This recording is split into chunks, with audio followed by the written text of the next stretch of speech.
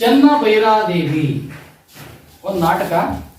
ಅದನ್ನು ನಾನು ಪೂರ್ಣ ಓದೋಗ್ತೀನಿ, ಕೇಳಿ, ಆ ನಂತರ ಅದರ ಅರ್ಥವನ್ನು ಗಮನಿಸೋಣ. ಡಾಕ್ಟರ್ ಗಜಾನನ ಶರ್ಮಾ ಅವರು ಬರೆದ ನಾಟಕದ ಒಂದು ದೃಶ್ಯವನ್ನು ಇಲ್ಲಿ ಉಳ್ಳಾಗಿದೆ. ಪ್ರವೇಶದಲ್ಲಿ ಕರ್ನಾಟಕ ಮಾತ್ರವಲ್ಲ, ಭಾರತ ಕಂಡ ಅಪ್ರತಿಮ ರಾಣಿ ಚೆನ್ನಭೈರಾದೇವಿ. ಭಾರತದ ಅಪ್ರತಿಮ ರಾಣಿ ಯಾರು? ಸುಮಾರು 54 ವರ್ಷಗಳ ಕಾಲ ಕರ್ನಾಟಕದ ಮಲೆನಾಡು ಕರಾವಳಿ ಪ್ರಾಂತ್ಯವನ್ನ ಆಳಿದ ಈಕೆಗೆ ಕರಿಮೆಣಸಿನ ರಾಣಿ ಎನ್ನುವ ಬಿರುದು ಇತ್ತು. ಚೆನ್ನಭೈರಾದೇವಿಗೆ ಯಾವ ಬಿರುದು ಇತ್ತು? ಇವರು ಈ ರಾಣಿಯ ಕಾಲದಲ್ಲಿ ಯುರೋಪಿನ ದೇಶಗಳಿಗೆ ಕಾಳು ಮೆಣಸು, ದಾಲ್ಚಿನ್ನಿ, ಶುಂಠಿ ಮೊದಲಾದ ಸಾಂಬಾರ ಪದಾರ್ಥಗಳನ್ನ ರಫ್ತು ಮಾಡಲಾಗ್ತಿತ್ತು. ಯುರೋಪಿಯನ್ ದೇಶಗಳಿಗೆ ಯಾವ ಸಾಂಬಾರ ಪದಾರ್ಥ ರಫ್ತು ಮಾಡ್ತಿದ್ರು?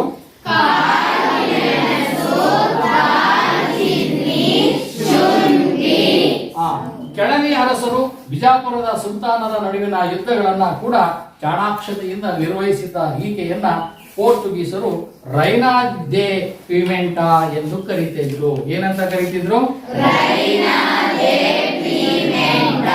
ಆಗಿನ ಪೋರ್ಚುಗೀಸರು ಗೋವಾದಲ್ಲಿ ನೆಲೆಸಿದ್ರು ಅಲ್ವಾ, ಆ ಪೋರ್ಚುಗೀಸರು ಅವಳನ್ನು ಈ ರೀತಿ ಕರೀತಾ ಇದ್ರು. ಕರಾವಳಿ ಪ್ರದೇಶದಲ್ಲಿದ್ದ ಪೋರ್ಚುಗೀಸರು ಮೇಲಿಂದ ಮೇಲೆ ತನ್ನ ಸಾಮ್ರಾಜ್ಯದ ಮೇಲೆ ದಾಳಿಗಳು ಆಗುತ್ತಿದ್ದರೂ ಅದನ್ನು ಸಮರ್ಥವಾಗಿ 5 ದಶಕಗಳ ಕಾಲ ಎದುರಿಸಿ ನಿಂತ ದಿಟ್ಟ ರಾಣಿ ಚೆನ್ನಭೈರಾದೇವಿ. ಈ ಚೆನ್ನಭೈರಾದೇವಿಯ ಕುರಿತು ಆ ಒಂದು ನಾಟಕದ ಒಂದು ಭಾಗವನ್ನು ಈಗ ನೋಡೋಣ. ದೃಶ್ಯ 1. ಗೇರುಸೊಪ್ಪೆಯ ರಾಜಸಭೆ. ಗೇರುಸೊಪ್ಪೆ ಎಲ್ಲಿದೆ? ಶಿವನ ಸಮುದ್ರ ಕೇಳಿದಿಲ್ಲ? ಮೈಸೂರಿನಲ್ಲಿದೆಯಲ್ಲ, ಇಲ್ಲಿ ಒಂದು ಗೇರುಸೊಪ್ಪೆಯ ಒಂದು ರಾಜಸಭೆ. ಮಹಾಮಂತ್ರಿ ವರ್ಧಮಾನ ಸಿದ್ಧಾಂತಿಗಳು ಇದ್ದಾರೆ. ಯಾರ್ಯಾರು ಇದ್ದಾರೆ ಆ ಸಭೆ ಇದೆ, ಅಲ್ಲೆಲ್ಲ ಕೂತ್ಕೊಂಡಿದ್ದಾರೆ. ಮಹಾಮಂತ್ರಿ ಇದ್ದಾರೆ ಈ ಕಡೆ, ವರ್ಧಮಾನ ಸಿದ್ಧಾಂತಿಗಳು ಅಂತ. ಈ ಕಡೆ ರಾಜಗುರುಗಳಾದಂತಹ ಭಟ್ಟಾಕಳಂಕರ್ ಇದ್ದಾರೆ. ಆನಂತರ ಮುಂದೆ ದಂಡನಾಯಕನಾದಂತಹ ಭೈರವ ನಾಯಕ ಕೂತಿದ್ದಾನೆ. ಹೊನ್ನಾವರದ ಕೊತವಾಲ ಕಂಠಪ್ಪ ನಾಯಕ ಕೂತ್ಕೊಂಡಿದ್ದಾನೆ. ಆಮೇಲೆ ಕಾರಬಾರಿ ಸತ್ರಾಜಿತ ಶೆಣೈ ಉಪಸ್ಥಿತರಿದ್ದಾರೆ. ಈಗ ಇವರೆಲ್ಲ ಉಪಸ್ಥಿತ ಕೂತಾಗ ಸ್ತುತಿ ಪಾಠಕರು ಶುರು ಮಾಡ್ತಾರೆ. ಸ್ತುತಿ ಪಾಠಕರು ರಾಣಿಯ ಪ್ರವೇಶವನ್ನ ಉದ್ಘೋಷಿಸುತ್ತಾರೆ. ಏನಂತ? ಗೇರುಸೊಪ್ಪೆ ಮತ್ತು ಹಾಡುವಳ್ಳಿ ಜೋಡಿ ಸಾಮ್ರಾಜ್ಯಗಳ ಪಟ್ಟದ ರಾಣಿ, ಹೈವ ಕೊಂಕಣ ತುಳು ರಾಜ್ಯಗಳ ಒಡತಿ ಚೆನ್ನಭೈರಾದೇವಿ ಅಮ್ಮನವರು ಆಗಮಿಸುತ್ತಿದ್ದಾರೆ ಅಂದ ತಕ್ಷಣ ಎಲ್ಲ ಜನ ಎದ್ದು ನಿಂತರು. ರಾಣಿ ಬರ್ತಾ ಇದ್ದಾರೆ. ಸಭೆಯಲ್ಲಿ ಇರುವವರೆಲ್ಲ ಎದ್ದು ನಿಲ್ಲುತ್ತಾರೆ. ಸ್ತುತಿ ಪಾಠಕ ಮಹಾರಾಣಿ ಚೆನ್ನಭೈರಾದೇವಿ ಅಮ್ಮನವರಿಗೆ, ಮಹಾರಾಣಿ ಚೆನ್ನಭೈರಾದೇವಿ ಅಮ್ಮನವರಿಗೆ. ಮಹಾರಾಣಿ ಚೆನ್ನಭೈರಾದೇವಿ ಪ್ರವೇಶಿಸಿ ರಾಜಗುರುಗಳಿಗೆ ಸಿಂಹಾಸನಕ್ಕೂ ನಿಂತಲ್ಲೇ ಕೈ ಮುಗಿದು ಆ ನಂತರ ಸಿಂಹಾಸನವನ್ನೇರಿ ಕುಳಿತುಕೊಳ್ತಾರೆ. ರಾಣಿ ಕುಳಿತೊಡನೆ ಸಭೆಯಲ್ಲಿದ್ದವರು ಬಾಗಿ ನಮಸ್ಕರಿಸಿ ಉಳಿಸಿಕೊಳ್ಳುತ್ತಾರೆ. ಮಹಾರಾಣಿ ಹೇಳ್ತಾರೆ, ಮಹಾಮಂತ್ರಿಗಳೇ, ಅವಸರದಲ್ಲಿ ಮಂತ್ರಾಲೋಚನೆಗೆ ಸಭೆ ಕರೆಯುವ ಅವಶ್ಯಕತೆ ಇದೆ ಎಂದು ಕೋರಲು ಕಾರಣವೇನು? ರಾಜ್ಯದಲ್ಲಿ ಎಲ್ಲವೂ ಕ್ಷೇಮವಷ್ಟೇ ಅಂತ ಕೇಳ್ತಾರೆ. ಮಹಾರಾಣಿ ವರ್ಧಮಾನ ಸಿದ್ಧಾಂತಿ ಹೇಳ್ತಾನೆ, ತಾಯಿ, ಪ್ರಜೆಗಳೆಲ್ಲ ಕ್ಷೇಮವಾಗಿದ್ದಾರೆ. ರಾಜ್ಯವು ಸುಭಿಕ್ಷವಾಗಿದೆ. ಗೋವೆಯ ಪೋರ್ಚುಗೀಸ್ ಗವರ್ನರ್ ಲೂಯಿಸ್ ಅಟಾಯಿಡೆ ಉದ್ದಟತನದ ಪತ್ರವೊಂದನ್ನು ಕಳುಹಿಸಿದ್ದಾನೆ. ಮಹಾರಾಣಿ, ಏನಿದೆ ಪತ್ರದಲ್ಲಿ? ಸಿದ್ಧಾಂತಿ, ಕಾರಬಾರಿಗಳೇ, ಪತ್ರವನ್ನು ಓದಿದೆ. ಕಾರಬಾರಿಯಾದಂಥ ಸತ್ರಾಜಿತ ಆ ಪತ್ರವನ್ನ ಓದ್ತಾರೆ. ಸತ್ರಾಜಿತ, ಹಾಡುವಳ್ಳಿ ಗೇರುಸೊಪ್ಪೆಗಳ ಮಹಾರಾಣಿಗೆ ಗೋವೆಯ ಗವರ್ನರ್ ಲೂಯಿಸ್ ಅಟಾಯಿಡೆಯ ಶುಭಾಶಯಗಳು. ಗೌರವಾನ್ವಿತಾರೆ, ತಾವು ಹೊನ್ನಾವರ ಮತ್ತು ಭಟ್ಕಳ ಬಂದರುಗಳಲ್ಲಿ ನಮ್ಮ ಒಪ್ಪಿಗೆ ಪತ್ರವನ್ನು ಪಡೆಯದ ಮುಸಲ್ಮಾನರ ಹಡಗುಗಳಿಗೆ ಕರಿಮೆಣಸು, ದಾಲ್ಚಿನ್ನಿ, ಕೆಂಪಕ್ಕಿ ಮತ್ತು ಶ್ರೀಗಂಧವನ್ನು ತುಂಬಿಸಿ ಅವರ ಸಮುದ್ರ ವ್ಯಾಪಾರಕ್ಕೆ ಸಹಕರಿಸುತ್ತಿದ್ದೀರಿ. ಇದು ನಮ್ಮ ಆಶಯಕ್ಕೆ ವಿರುದ್ಧವಾಗಿದೆ. ಕೂಡಲೇ ತಾವು ನಮ್ಮ ಒಪ್ಪಿಗೆ ಪಡೆಯದ ಮುಸಲ್ಮಾನರ ಹಡಗುಗಳನ್ನು ನಿಮ್ಮ ಬಂದರುಗಳಿಂದ ಹೊರಗಟ್ಟಬೇಕು, ಇಲ್ಲವೇ ವಶಪಡಿಸಿಕೊಳ್ಳಬೇಕು. ಇಲ್ಲದಿದ್ದರೆ ನಿಮ್ಮ ಮೇಲೆ ಕ್ರಮ ಕೈಗೊಳ್ಳುವುದು ನಮಗೆ ಅನಿವಾರ್ಯವಾಗುತ್ತದೆ. ಜೊತೆಗೆ ನೀವು ಪೋರ್ಚುಗೀಸ್ ರಾಜದ್ರೋಹಿ ರೋಜಾರಿಯೋಗೆ ಆಶ್ರಯ ನೀಡಿದ್ದೀರಿ. ಆತನನ್ನು ಕೂಡಲೇ ನಮಗೆ ಒಪ್ಪಿಸಬೇಕು. ಮೇಲಾಗಿ ನೀವು ಕಳೆದ ಹಲವು ವರ್ಷಗಳಿಂದ ನಮಗೆ ಕಪ್ಪವನ್ನು ಕೊಟ್ಟಿಲ್ಲ. ಇನ್ನೊಂದು ವಾರದೊಳಗೆ ಕಪ್ಪವನ್ನು ರೋಜಾರಿಯೋನನ್ನು ನಮಗೆ ತಂದೊಪ್ಪಿಸದಿದ್ದರೆ ನಿಮ್ಮನ್ನು ದಂಡಿಸಬೇಕಾಗುತ್ತದೆ. ನಮ್ಮ ಚಕ್ರವರ್ತಿಗಳು ನಿಮಗೆ ನೀಡಿದ ಕಾಳು ಮೆಣಸಿನ ರಾಣಿ ಎಂಬ ಬಿರುದನ್ನ ಹಿಂದಕ್ಕೆ ಪಡೆಯಬೇಕಾಗುತ್ತದೆ. ಎಚ್ಚರಿಕೆ, ನಿಲ್ಲಿಸಿ. ಆಯಿತಾಯಿತು, ಉದ್ಧಟತನ. ನಮ್ಮ ನೆಲದ ನಾವಿಕ ರೋಜಾರಿಯೋನನ್ನು ಅವರಿಗೊಪ್ಪಿಸಲು ನಾವೇನು ಹೆಮ್ಮೇಡಿಗಳಲ್ಲ. ನಾವು ಮುಸಲ್ಮಾನರೊಡನೆ ವ್ಯಾಪಾರ ಮಾಡಲು ಇವರದೇನು ಅಡ್ಡಿ? ಇನ್ನು ಕಪ್ಪ ಕೊಡಲು ಈ ನೆಲ ಇವರಪ್ಪನದಲ್ಲ. ಕಾರುಬಾರಿಗಳೇ, ಕೂಡಲೇ ಅವರಿಗೆ ಪತ್ರಿಸಿ. ಅವರ ಯಾವ ಕರಾರುಗಳನ್ನು ನಾವು ಒಪ್ಪುವುದಿಲ್ಲ. ನಮಗೆ ಕೊಟ್ಟ ಬಿರುದನ್ನ ಅವರೇನು ಹಿಂದಕ್ಕೆ ಪಡೆಯುವುದೋ ನಾವೇ ಅವನ್ನು ಅವರಿಗೆ ಹಿಂದಿರುಗಿಸುತ್ತಿದ್ದೇವೆ. ಬಿರುದನ್ನು ಕೊಡಿರೆಂದು ನಾವು ಇವರನ್ನು ಬೇಡಿಕೊಂಡಿದ್ದೇವೇನು?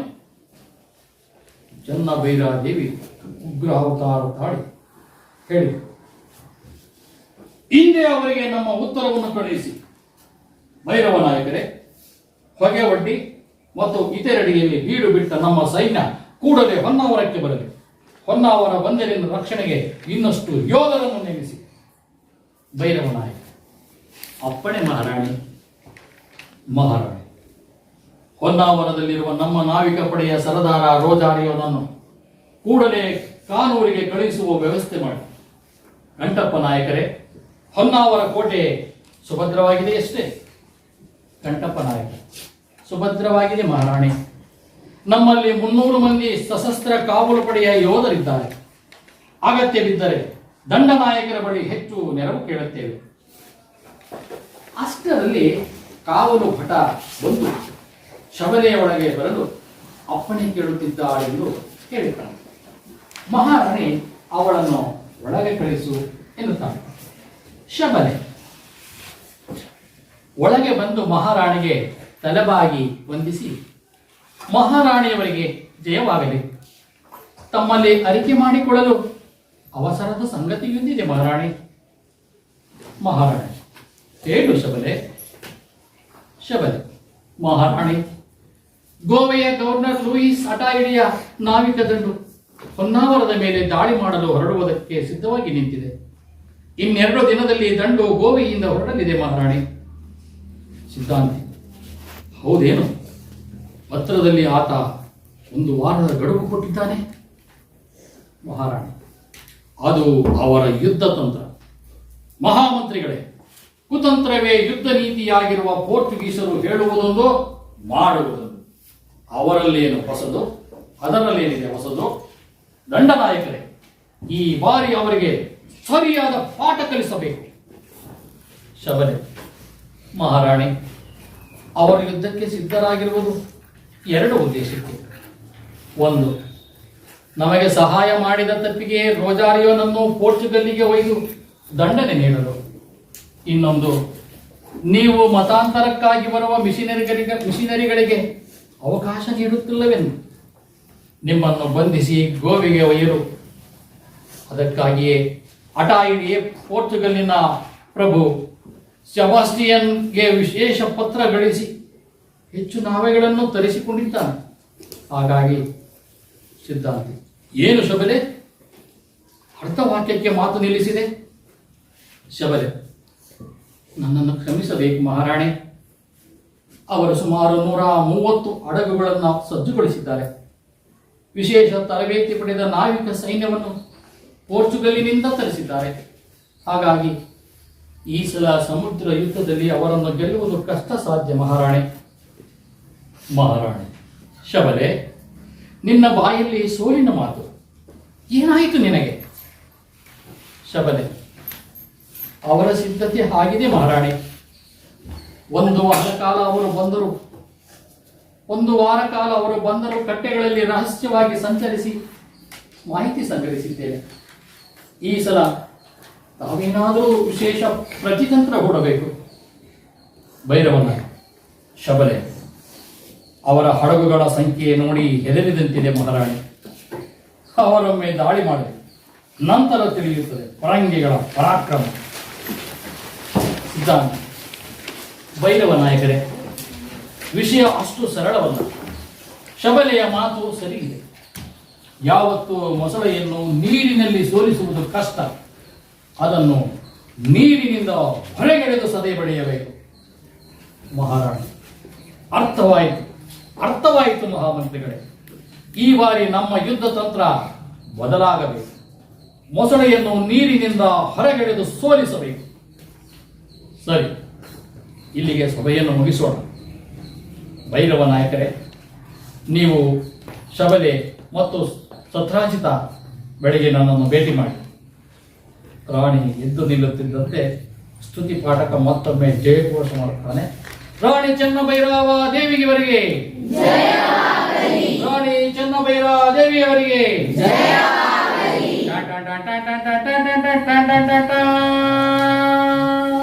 ಅಲ್ಲಿಗೆ ಸೀನು ಮುಕ್ತಾಯ. ಸರಿ ಸರಿ. ಭಿನ್ನ ಗುರುವೇ ಧ್ಯಾನಕ್ಕೆ ಬೇಸರಾದಾಗ,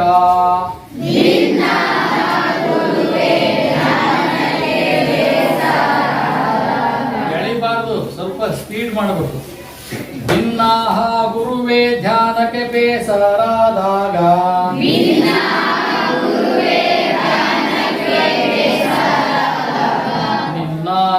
ನಿನ್ನ ನಾದಿಯ ಮಾಡಿಕೊಂಡು ಕನ್ನಡದೊಳಗೊಂದು ಕಥೆಯ ಬೇಡುವೆ ನಾಡು.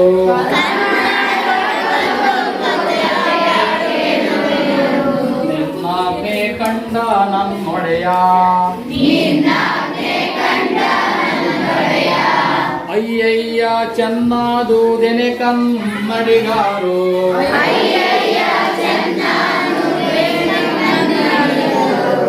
ರಯ್ಯ ಮಂಚಿದೆಯೇನೆ ತೆಲುಗ,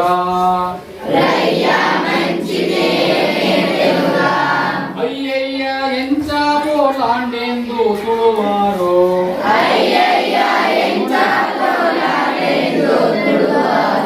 ಮೈಯುಬ್ಬಿ ಕೇಳಬೇಕಣ್ಣ, ಭರತ ಭೂತಳಕ್ಕೆ ಸಿಂಗಾರವಾದ ಅಯೋಧ್ಯ. ಪುರದೋಡು ಮೂಲೋಕ ಪೊಗಳೆ, ಭರತ ಚಕ್ರೇಶ್ವರ ಸುಖ ಬಾಳುತ್ತಿದ್ದಾನ. ಸಿರಿಯ ನಿನ್ನೇನ ಬಣ್ಣಿಪೆನು, ಗುರುಪರಮೇಶನ ಹಿರಿಯ ಕುಮಾರನು. ನರಕ ಕೊಬ್ಬನೇ ರಾಯ, ನರಲೋಕ ಕೊಬ್ಬನೇ ರಾಯ. ಮುರಿದು ಕಣ್ಣಿಟ್ಟರೆ ಕ್ಷಣಕ್ಕೆ ಮುಕ್ತಿಯ ಕಾಂಬ. ಭರತ ಚಕ್ರಿಯ ಹೇಳಲಳವೇ, ಆವಿ ಭೂವಂದಿನ ಉದಯದೋಳು ಎದ್ದು ದೇವತಾರ್ಚನೆಯನ್ನು ಮಾಡಿ. ಚಾವಾಡಿ ದೈದಿ ತಾನೂರಾಗವಾದೊಂದು, ಶ್ರೀ ವಿಲಾಸವನೇನೆಂಬೆ.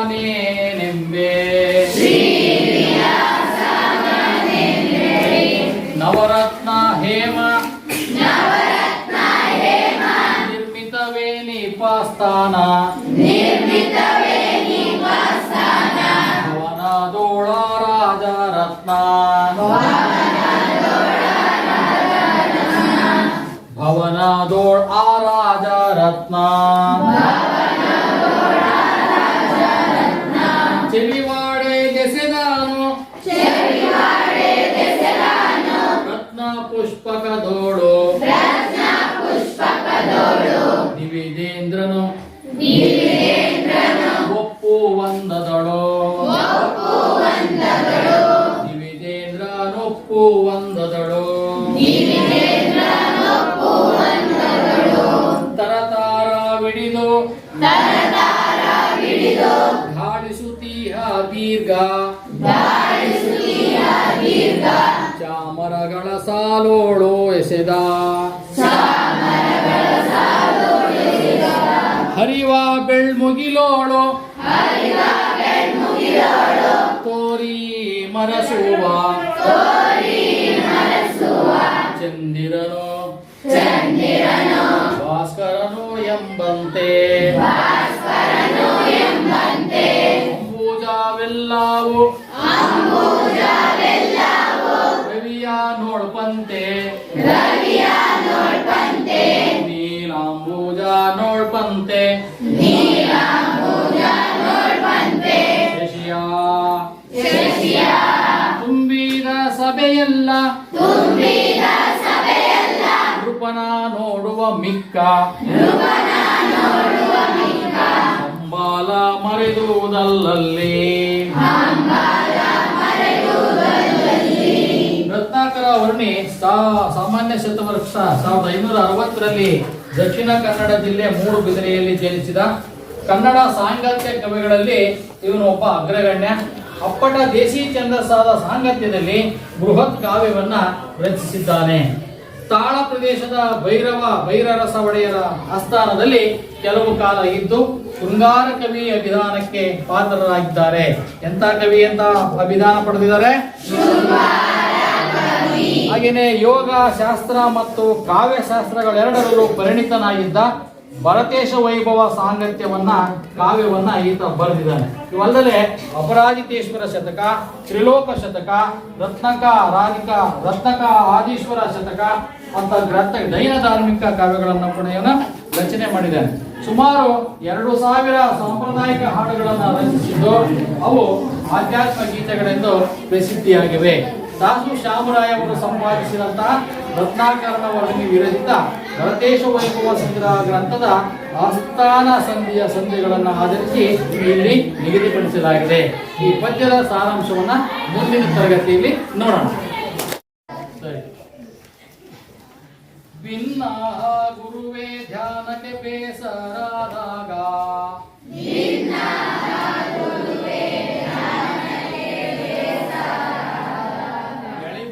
ಸ್ವಲ್ಪ ಸ್ಪೀಡ್ ಮಾಡಬೇಕು.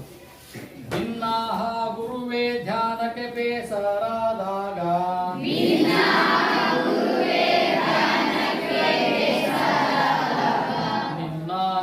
ನಿನ್ನ ನಾದಿಯ ಮಾಡಿಕೊಂಡು ಕನ್ನಡದೊಳಗೊಂದು ಕಥೆಯ ಬೇಡುವೆನಾದು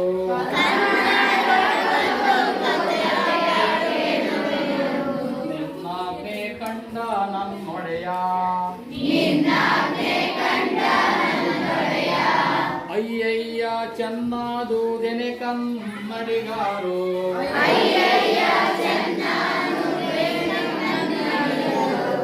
ರಯ್ಯ ಮಂಚಿದಿಯೇನೆ ತೆಲುಗ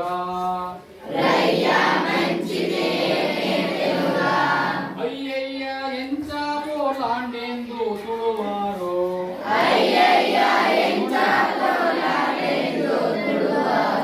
ಮೈಯುಬ್ಬಿ ಕೇಳಬೇಕಣ್ಣ ಭರತ ಭೂತಳಕ್ಕೆ ಸಿಂಗಾರವಾದ ಅಯೋಧ್ಯ ಪುರದೋಡು ಮೂಲೋಕ ಪೊಗಳೆ ಭರತ ಚಕ್ರೇಶ್ವರ ಸುಖ ಬಾಳು ಸಿರಿಯ ನಿನ್ನೇನ ಬಣ್ಣಿಪೆನು